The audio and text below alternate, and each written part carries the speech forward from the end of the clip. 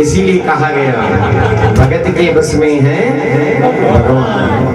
तो आप सभी भक्त अगर परमात्मा को जिस भाव से भजोगे परमात्मा आपके बस में।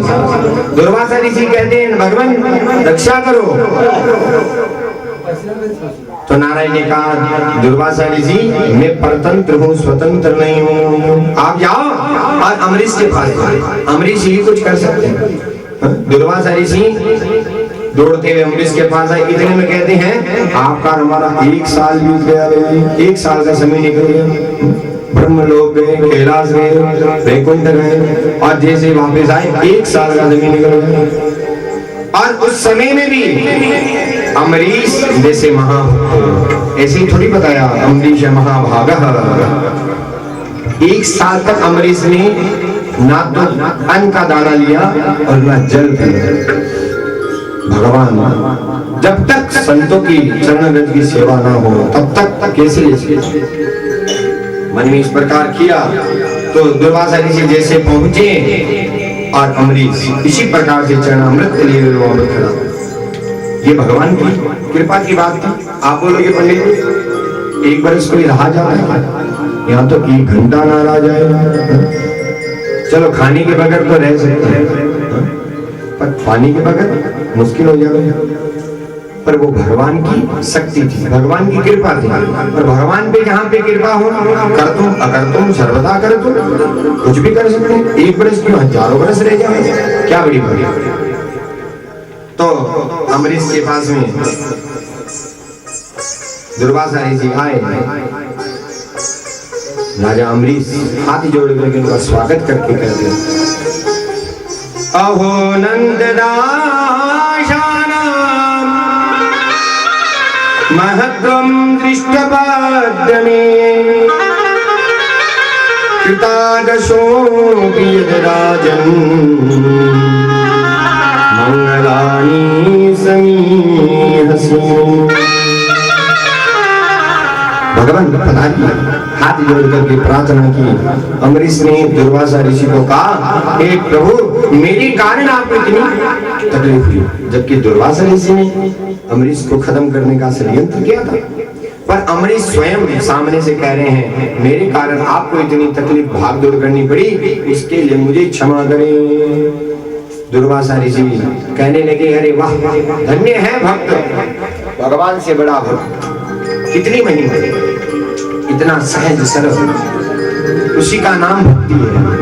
भगवान का भक्त होकर अहंकार हो जावे वो भक्ति नहीं है। भक्ति जितनी प्राप्त उतना विनम्र, विद्या जितनी आए उतनी विनम्र। विद्या विनम्र ददाती, जब तक विद्या विनय ना देवे, विनम्रता ना देवे वो विद्या भूषण नहीं भूषण बन जाती है। शास्त्र इसलिए जितनी विद्या आवे उतना विनम्र भाव आना चाहिए। तो अमरीश जी में वही इतनी भक्ति होने के बाद भी दुर्वासा ऋषि को हाथ जोड़ के क्षमा मांगे, मेरे कारण आपको इतनी तकलीफ पड़ी, क्षमा कर। दुर्वासा ऋषि ने कहा हे अमरीश तू धन्य है, तू धन्य है। ऐसे भगवान के भक्त के दर्शन मेरे को हुए। दुर्वासा जी कृतकृत होकर के आशीर्वाद देकर के अपने आश्रम को चले। सुखदेव जी महाराज कहते हैं सूर्य वंश के प्रतापी राजाओं में परम यशस्वी युवनाश्व राजा हुए। सूर्य वंश की विशेषता रही कि यहाँ बिना यज्ञ किए पुत्र नहीं होता था। अब थोड़ी वंशावली है, आप श्रवण कर लो जल्दी जल्दी, फिर ठाकुर जी का जन्मोत्सव करेंगे। सूर्य वंश से लेकर दशरथ जी तक अधिकांश राजाओं ने यज्ञ किया और युवनाश्व से राजा स्वयं पान कर गया। जो पत्नी को देना था वो स्वयं पान कर गया और पत्नी उस जल को पीते तो उन्हें पुत्र होता, लेकिन वो जल राजा ने रात्रि में ले लिया। वशिष्ठ जी ने ध्यान लगा के देखा, कहा राजन सब गड़बड़ हो गया, जो तुम्हारी पत्नी को जल देना था वो तुमने पी लिया। इसीलिए कहते हैं राजा के मन में बड़ी भारी चिंता हुई। राजा अब तो यज्ञ का प्रताप है, जल है, तो यह राजा आपको ही पुत्र होगा। ये संसार का बड़ा विचित्र कर्म हुआ। तो अब राजा को पुत्र होगा क्योंकि यज्ञ के उस जल में इतना ताकत है। अब राजा को बड़ी चिंता हुई, ये किस प्रकार होगा। अब कहते हैं राजा के पेट चीर कर उस बालक को बाहर निकाला गया, लेकिन अब सबको चिंता हुई बालक को दूध किसे पिलाएंगे। तो उसके लिए इंद्र आया, देवराज इंद्र पहुंचे और उन्होंने अपनी अंगुली मुंह में डाल करके उनको दुग्ध पान कराया। और इसीलिए उस बालक का एक नाम पड़ गया मानदाता। इंद्र के द्वारा दूध पिलाने से उसका नाम पड़ा मानदाता। मानदाता के पुत्र मुचुकुंद बहुत तपस्वी हुए, जिसने भगवान कृष्ण की भक्ति प्राप्त की थी और इन्हीं मानदाता के वंश में आकर जाकर त्रिवदन त्रिकुंस हुए। त्रिकुंस और महाराजा हरिश्चंद्र भी हुए। हरिश्चंद्र जी की आप कथा जानते ही हो, सारी कथाएं सुनाए तो समय 4 घंटे की जगह 10 घंटे लगना पड़े, तब भी बुरी ना हो। तो हरिश्चंद्र महाराज सत्यवादी राजा हरिश्चंद्र, तो आप जानते हैं सत्य प्रताप से उन्होंने किस प्रकार अपना सत्य सारी संसार में बताया। और जिन्होंने सत्य के पालन के अपने सर्वस्व का बलिदान कर दिया, इस वंश में आगे चल करके परम पवित्र विचित्र राजा हुए भावुक और बड़ी रानी से यज्ञ के द्वारा चरु खिलाया और गर्भ में बालक आया। लेकिन अन्य रानियों की ईर्ष्यावश बड़ी रानी को जय खिला दिया और गर्भ में बालक को विनाश कर दिया। गुरुदेव वशिष्ठ ने अपनी मंत्र शक्ति से गर्भ में बालक को मरने नहीं दिया, बल्कि बालक ने जन्म लिया तो जहर जिसके सिर पर रह गया, इसीलिए उसका नाम पड़ गया सगर। गर के सही मतलब जहर के सही उत्पन्न हुआ, इसलिए नाम पड़ गया सगर। और सगर के 2 पत्नियां थी, एक सुमति दूसरी केसनी। केसनी के बहुत असमंजस व सुमति ने 1 मास पिंड को जन्म दिया। क्रोध में आकर उसने उसके 60,000 टुकड़े कर दिए, परंतु मंत्र शक्ति के द्वारा वह 60,000 टुकड़े सब बालक बन गए। वही सगर के पुत्र 60,000 जो आगे कपिल महाराज के कारण से भस्म हो जाएंगे। सगर राजा ने इस यज्ञ किया। यज्ञ का जो घोड़ा था वो इंद्र चुरा के ले गया और कपिल मुनि के आश्रम में ले जाके रख दिया। कपिल मुनि के आश्रम में जैसे रखा, सगर के पुत्र जब उस घोड़े को लेने गए तो कपिल मुनि के आश्रम में बना देख करके उनको क्रोध आया और वो कपिल मुनि पर आक्रमण करने के लिए उद्यत हुए। उसी समय कपिल मुनि ने अपनी आंखें खोली और जितने भी सगर के पुत्र 60,000 थे सबको दृष्टिपात करके भस्म कर दिया। तब का प्रताप था, देखने मात्र से भस्म हो गए। और कपिल देव के आगे खुलते सब जल में भस्म हो गए और असमंजस के पुत्र अंशुमान तपस्या करिया करके कपिल देव को प्रसन्न किया, कपिल भगवान को। और महात्मा कपिल ने कहा भगवान वामन के चरण प्रकट से जो गंगा उत्पन्न हुई है, उसी गंगा के द्वारा इनका स्पर्श होगा उस जल से तो इनकी मुक्ति होगी। अंशुमान ने ब्रह्मलोक से गंगा जी को उतार लाने के लिए बहुत तपस्या, परंतु गंगा जी दर्शन नहीं दिए। बाद में उनके पुत्र दिलीप और गंगा जी को लाने के लिए तपस्या की और ना ला सके। उसके पश्चात भगीरथ जी तपस्या करके गंगा को प्रसन्न किया। गंगा ने प्रसन्न होकर के आशीर्वाद दिया, मैं आऊंगी पर मेरी शर्त है, मेरे वेग को धारण कौन करेगा। गंगा को अहंकार हुआ, तो महादेव जी की तपस्या की भगीरथ जी ने, महादेव जी को मनाया। महादेव जी ने कहा चिंता मत करो, आने दो, गंगा का कितना प्रभाव है देखते हैं। महादेव जी ने जब आज्ञा दी, भगीरथ जी ने कहा मां आप आ सकते हो। तो सबसे पहले भागीरथ ने बुलाया, इसलिए गंगा का नाम पड़ गया भगीरथी। झन्नू गंगा को पी गए थे और फिर कान से निकाला, इसलिए एक नाम पड़ा जाह्नवी। जन्नू आगे कथा है सब। तो महादेव जी जब गंगा का अवतरण होने लगा, उसी समय महादेव के जटाओं में गंगा उतरी। तो उसी समय महादेव जी ने जटा खोल करके गंगा को जटा में धारण कर दिया। महादेव जी कहते वैसे ये तो रुद्र है, इसमें वैसे भी क्रोध खूब है, तो गंगा नहीं तो और शीतलता अच्छा लगा। अब गंगा कहते हैं महादेव जी छोड़ो तो सही मेरे को। गंगा को बोला तूने कहा था ना तेरा देह कोई सहन नहीं कर सकता, अब बता बाहर जाकर के। तब गंगा ने जब स्तुति की महादेव की कि प्रभु आप कृपा करें, तो महादेव जी ने गंगा को छोड़ा। और कहते हैं वो गंगा धीरे धीरे होकर के हिमालय पर्वत से होते हुए, गंगोत्री होते हुए साथ में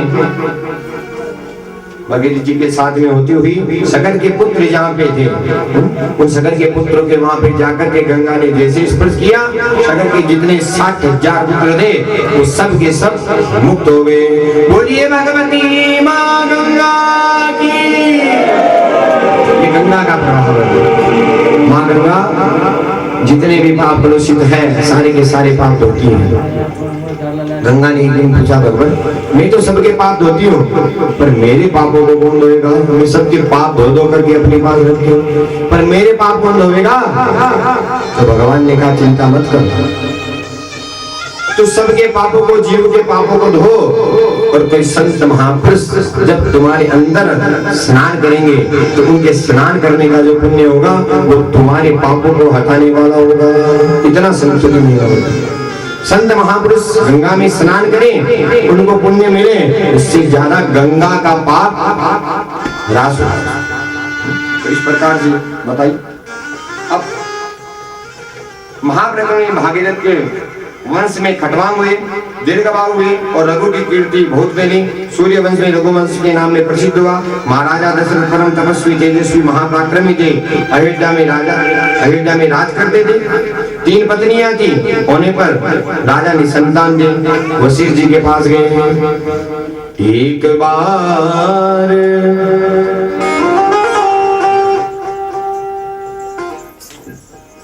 दशरथ जी को ग्लानि हुई और वशिष्ठ जी के पास में जाकर के कहा गुरुदेव मेरे यहाँ पे पुत्र नहीं, आपके रहते हुए पुत्र नहीं। तो वशिष्ठ जी ने कहा अरे राजा हम तो कब से इंतजार कर रहे हैं, तो आकर के कोई जिज्ञासा करें और तेरे घर में साक्षात ब्रह्म को पुत्र बना करके खिला देंगे। जिज्ञासा कब तक? उसी समय वशिष्ठ जी ने पुत्र कामेष्टि यज्ञ करवाया। पुत्र कामेष्टि यज्ञ कराया। पुत्र कामेष्टि यज्ञ के कारण वहां पे यज्ञ नारायण प्रकट होकर के चलो में प्रसाद दिया और दशरथ जी को वशिष्ठ जी ने कहा ये ले जाकर के अपनी 3 रानियों में बराबर भाग में बांट दो। पुत्र कामेष्टि यज्ञ। अब गुरु वशिष्ठ क्या कैसे बड़ी रानी कौशल्या को अर्धभाग सुमित्रा को और कैकेयी को बांट दिया। 3 रानियां गर्भवती हुई। पूरी अयोध्या आज दुल्हन के समान सजी और आनंद के साथ में उल्लास में हो गई। नौमी तिथि मधु मास पुनीता, नौमी तिथि मधु मास पुनीता, सुकल पक्ष अभिजीत हरि प्रिया, सुकल पक्ष नौमी तिथि थी मधुमास, चैत्र मास को मधुमास कहते हैं। और अभिजीत मुहूर्त जो मध्याह्न से 24 मिनट पहले 24 मिनट बाद अभिजीत मुहूर्त, उस अभिजीत मुहूर्त में ठीक 12 बजे राघवेंद्र प्रभु का प्रागट्य हुआ। बोलिए महेश कुमार रामलला की। और भगवान राम का प्रागट्य माता कौशल्या ने देखा। साक्षात भगवान चतुर्भुज रूप में आए। माता ने कहा माँ आपने पूर्व जन्म में तपस्या की थी, मैं आज प्रकट हो गया हूँ तुम्हारे घर में लाला बनकर।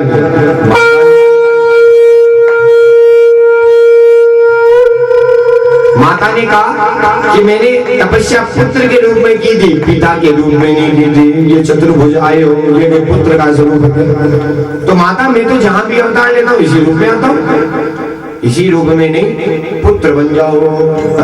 मनुष्य के 2 हाथ होते हैं, आप 4 हाथ लेकर के आए हो, 2 हाथ हटाओ। भगवान जी का ये 2 हाथ हटा, 2 हाथ कर लिए। अब पुत्र इतना बड़ा होता है क्या, 6 फीट का?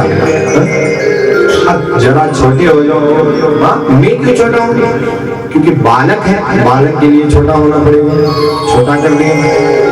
ये किसका प्रताप है? भक्ति का।